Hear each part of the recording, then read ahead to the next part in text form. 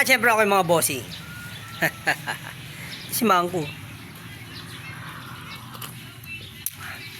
Naglalaban na siya ngayon mga bossing. Uy, makita ulo. Yun, ayun.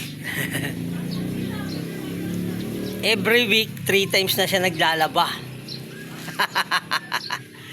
Pati sa mga bossing baby.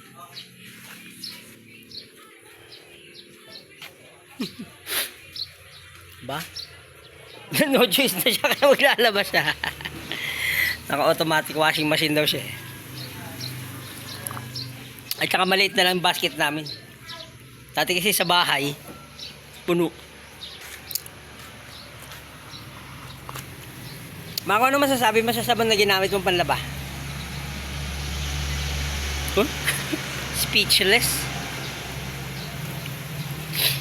Diba kaya kayo mga bossing, maglaba-laba rin kayo. Yung gagayahin si Mangko. Kisma ka. O diba? Sa kiss pa lang panalo na siya. Ano pang gagawin natin? Let's have a great Friday ahead. Let's run roll.